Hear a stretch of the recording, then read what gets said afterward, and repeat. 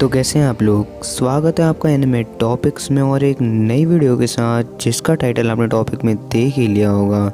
7 deadly since यानी कि नानात्सु no ताज़ाई season 4 या सीज़न 5 एपिसोड 4 एक्सप्लेन्ड इन हिंदी। दोस्तों वीडियो शुरू करने से पहले अगर अभी तक आपने हमारे पिछले एपिसोड्स के एक्सप्लेनेशन नहीं देखे हैं तो सबसे पहले आप वो देख के आइए, नहीं तो आपको वीडियो बिल्कुल समझ नहीं आएगी। दोस्तों वीडियो को एंड तक देखना क्योंकि वीडियो बहुत ज़्यादा एंटरटेनिंग होने वाली है। पसंद आए तो लाइक मारना और जो इस चैनल पे पहली बार आया वो इस चैनल को सब्सक्राइब कर दे, जिससे मेरी लेटेस्ट वीडियोस की नोटिफिकेशन सबसे पहले आप सबको मिल जाएगी। दोस्तों तो बिना देरी के शुरू करते हैं वीडियो इस फाड़ो इंट्रो के बाद।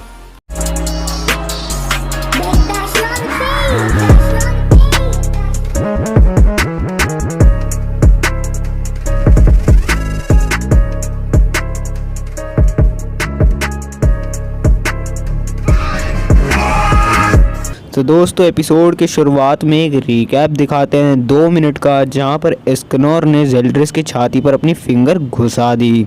अब दिखाते हैं कि एस्कनोर जेल्ड्रिस को अटैक करते हुए अचानक से अपनी नाइट फॉर्म में आ जाता है, क्योंकि जो चैंडलर है उसने एक मैजिक यूज़ करा जिसका नाम डार्क नाइट बुक है, और उसके वजह से वो पूरा एरिया नाइट में हो गया, और जिसके वजह से एस्कनोर अपनी मस्कुलर फॉर्म में नहीं आ सकता। अब इसके बाद इंट्रो शुरू होता है, और मैं अभी भी बोलूँगा कि इस बार के 7 डेडली सिंस के सीज़न 4 या 5 जो भी आपको कहना है, इस बार का इंट्रो बहुत ज़्यादा ऑसम है दोस्तों। तो इंट्रो एक बार तो देख ही लेना। अब इंट्रो ख़त्म होने के बाद दिखाते हैं कि जेल्ड्रिस बहुत बुरी तरीके से घायल हो जाता है, और अब लोडोशेल उसको मारने जा रहा है, पर बीच में क्यूसैक आ जाता है।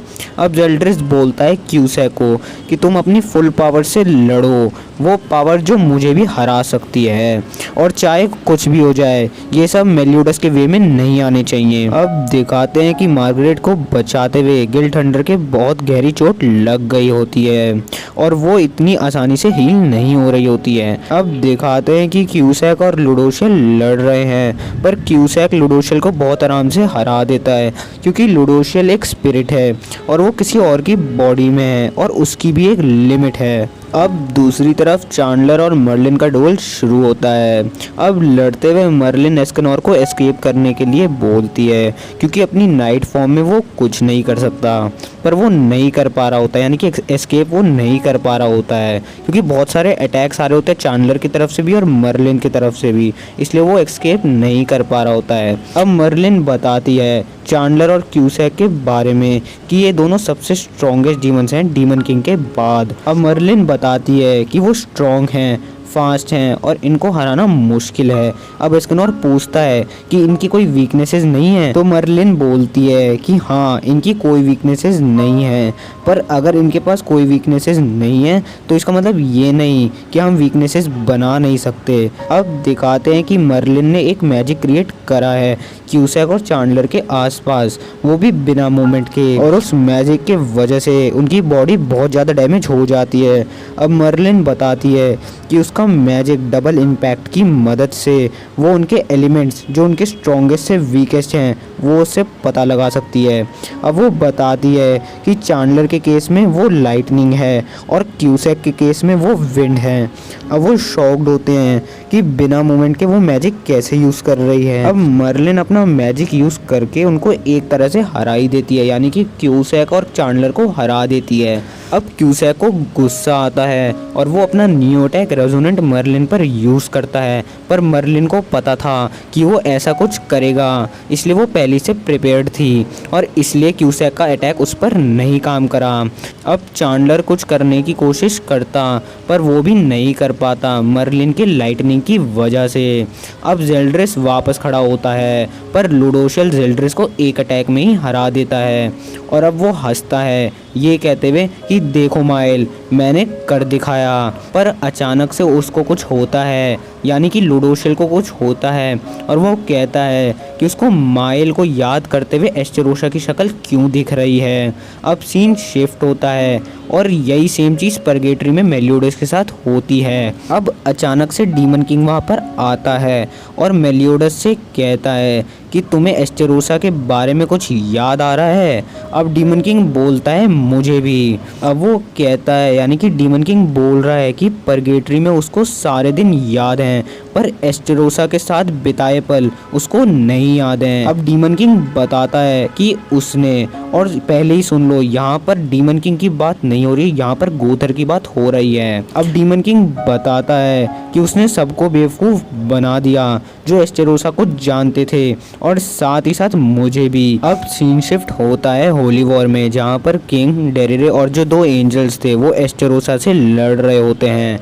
अब वहाँ गोथर को दिखाते हैं, अपने वाले गोथर को दिखाते हैं, और वो बता रहा है कि ये पर्सन एस्टेरोसा नहीं है। अब सीन शिफ्ट रियल गोथर पर होता है, जहाँ पर वो बताता है कि होली वॉर रोकने का एक ही तरीका है, और वो एक फॉरबिडन स्पेल यूज़ करेगा जिसके बदले उसको अपनी लाइफ देनी होगी। वो बताता है कि ये स्पेल की पावर ये है कि वो किसी एक पर्सन जिसको बहुत लोग जानते हैं, इंक्लूडिंग गॉड्स, उन सब की मेमोरीज को ऑल्टरनेट कर सकता है, यानी कि बदल सकता है। और वो ये मैजिक उस एक पर्सन पर यूज़ करेगा क्योंकि वो बहुत इम्पोर्टेंट है। रियल गोथर अपने गोथर से हेल्प मांगता है, यानी कि जो प्रेजेंट का गोथर है उससे हेल्प मांगता है कि फ्यूचर में शायद से सभी लोगों की मेमोरीज वापस आएंगी, तो उन सब पर बहुत स्ट्रॉन्ग इम्पैक्ट पड़ेगा उनकी मेमोरीज पर, और पूरी सच्चाई रिवील हो जाएगी।